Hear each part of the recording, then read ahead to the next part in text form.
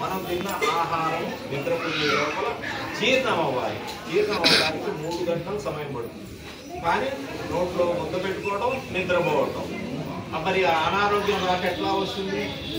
కాబట్టి మనం ఆహారం ఏమి తినాలో అది తింటలేదు, ఏమి తినకూడదో అది తింటున్నాం, ఏమి చూడకూడదో అది చూస్తున్నాం, ఏమి వినకూడదో అవి వింటున్నాం, ఏమి చూడకూడదు సీరియల్స్ చూస్తున్నాం, దుర్మార్గపు ఛానల్స్ అన్ని కూడా చూస్తున్నాం. మన బుర్ర అంతా కూడా గురవుతుంది. వాడెవడో టీవీలో కొట్టుకు వస్తే, వాడెవడో అక్రమంగా దుర్మార్గం చేస్తుంటే అవన్నీ మన మనసుని దుర్మార్గం చేస్తుంది. మన మనసు మంచిగా ఆలోచించట్లేదు, మనం శాంతిని కోల్పోతున్నాం. మనకి ఆరోగ్యంగా ఉండాలంటే భౌతికంగా ఆరోగ్యంగా ఉండాలి, మానసికంగా ఆరోగ్యంగా ఉండాలి, ఆధ్యాత్మికంగా ఆరోగ్యంగా ఉండాలి. ఈ 3 ఆరోగ్యాలు అవసరం చెప్తారు. భౌతికంగా ఆరోగ్యంగా ఉండాలంటే మంచి నీరు తాగాలి, సమయానికి నిద్రపోవాలి, సమయానికి ఆహారం తీసుకోవాలి, చిన్న వ్యాయామం చేయాలి. ఇవి కేవలం భౌతిక ఆరోగ్యం కోసమే. ఇవి చేసినప్పటికీ కూడా మానసిక ఆరోగ్యం అనేటువంటిది చాలా ముఖ్యమైనటువంటిది. మానసిక ఆరోగ్యం అంటే ఏంటి? Social behaviour. ఒక తండ్రిగా, ఒక చెల్లిగా, ఒక తల్లిగా, ఒక అమ్మగా మనం ఉండేటువంటి మన కుటుంబీకులతో, మన తోటి పరివారంతో, మన చుట్టుపక్కల వారితోటి సోషల్ రిలేషన్స్ ఎట్లా ఉన్నాయి? సామాజిక బంధుత్వం. అన్న, వదిన, పిన్ని, బాబాయ్ అని పిలుచుకుంటున్నావా? వాళ్ళని ఏ విధంగా మనం చూస్తున్నాం? వాడు ఉన్నవాడు, చదువుకున్నవాడు, ఈ కులం వాడు, ఆ కులం వాడు అనేటువంటిది ఆలోచిస్తున్నామా? అందరూ ఏకం సత్ విప్రావరంతి అని చెప్తారు కదా. ఏకం సత్ విప్రా బహుదావరంతి. అందరూ భగవంతుడు ఒక్కటే.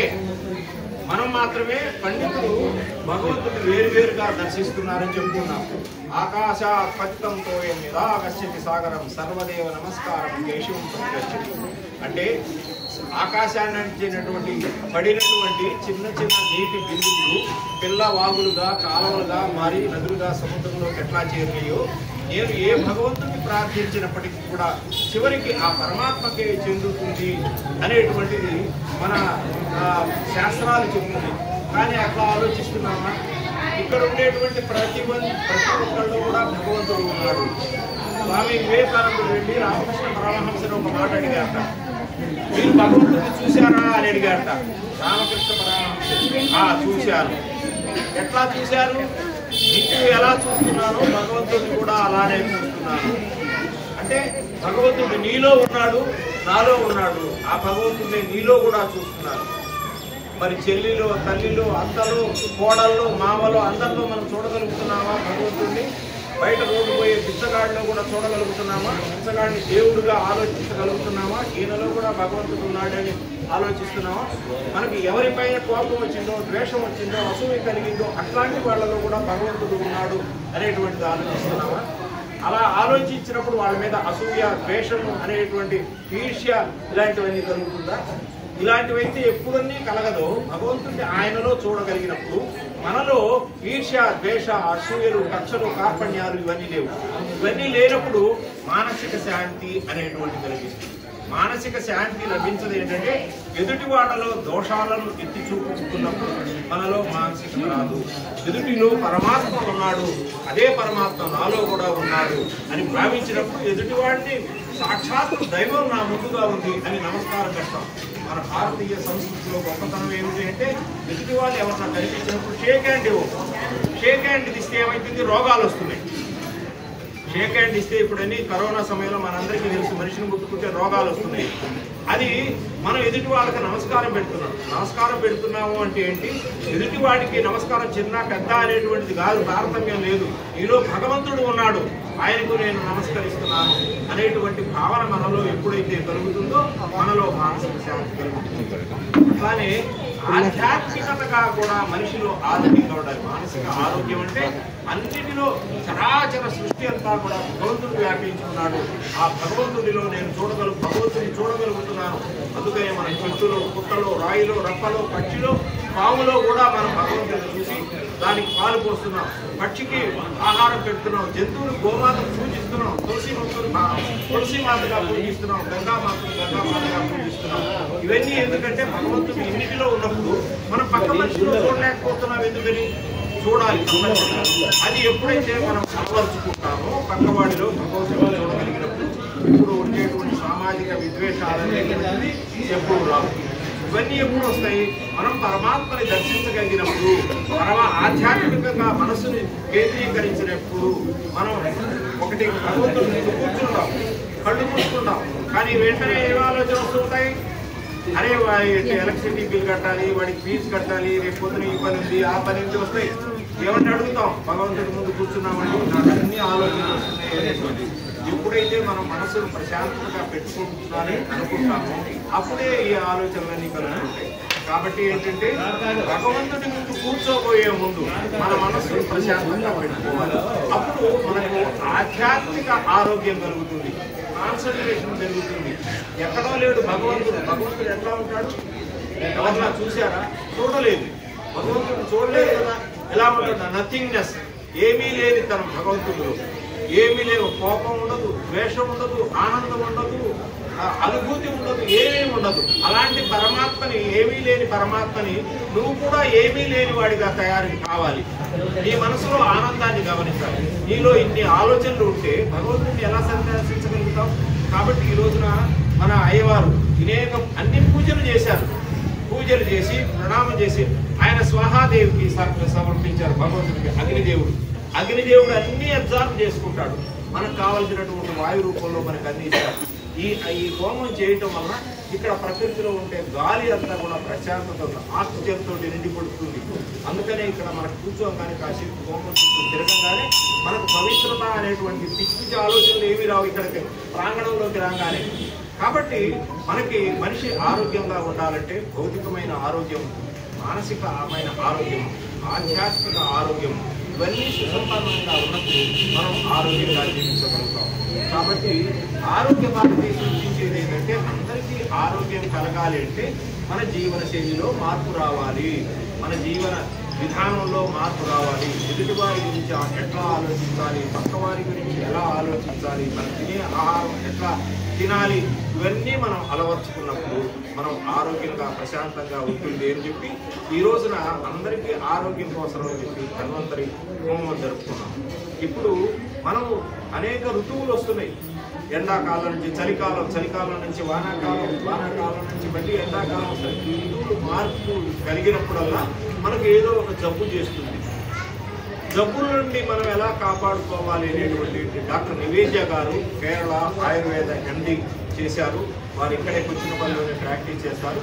వారు ఋతు మార్పిడి వలన జరిగేటువంటి ఆరోగ్య ఇబ్బందులు వాటిని ఎట్లా నయం చేసుకోవాలి అనే విషయంలో మేడం వారు మలయాళం యాక్సెంట్ ఉంటుంది, కొంచెం చిన్నగా అర్థం చేసుకోవాలి.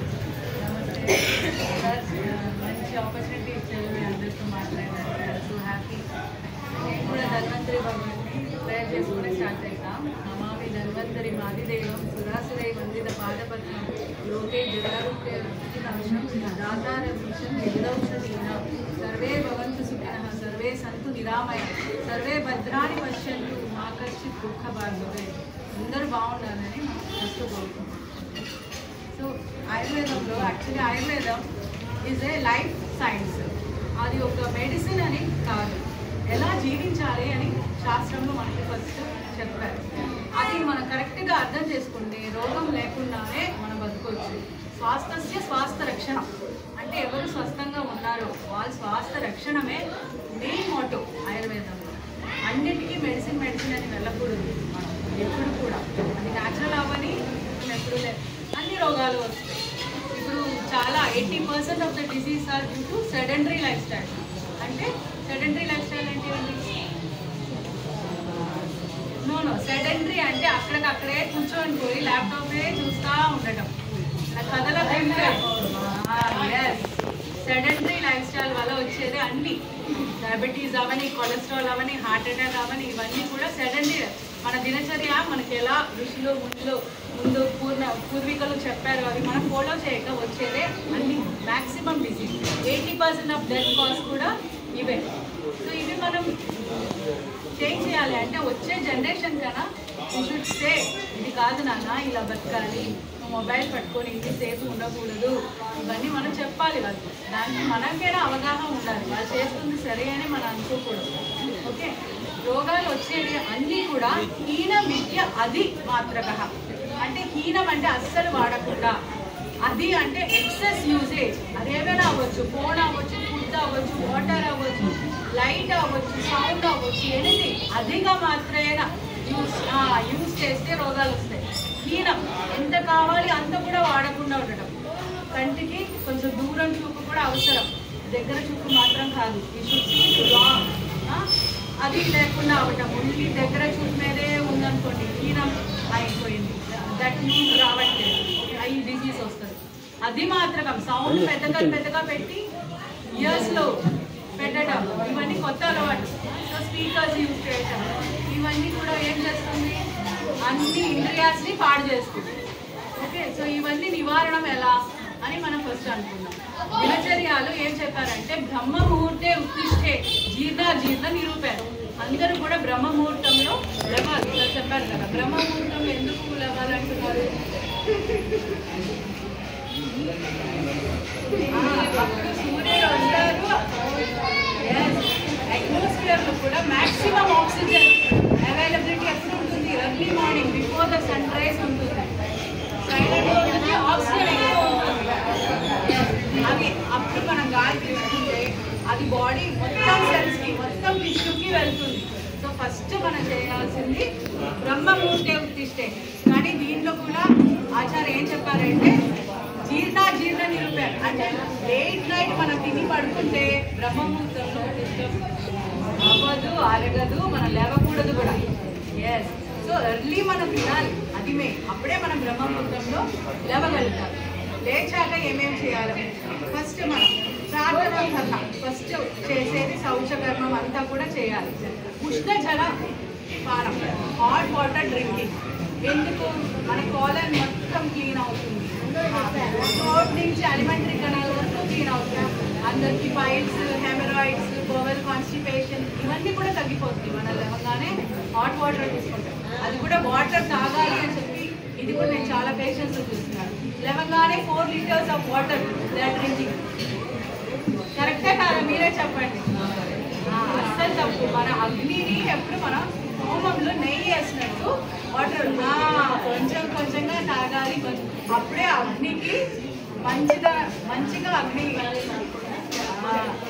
అది నెయ్యి అయినా ఎక్కువగా మనం పోసేస్తే మంట కూడా పెద్దగా వచ్చింది, ఒక్కొక్కసారి ఆగిపోతుంది ఫైర్ ఒకేసారి వేస్తాం. అలా కాకుండా కొంచెం వేస్తేనే మనలో ఉండేది కూడా జఠరాగ్ని digest whatever we eat. అది కూడా సాత్మ్యాహారం మనం కరెక్ట్గా వేసుకుంటే అన్ని రస, రక్త, మాంస, మేధ, అస్థి, మజ్జ, శుక్రాణి ఎవ్రీ లేయర్లో ఒక అగ్ని ఉంటుంది.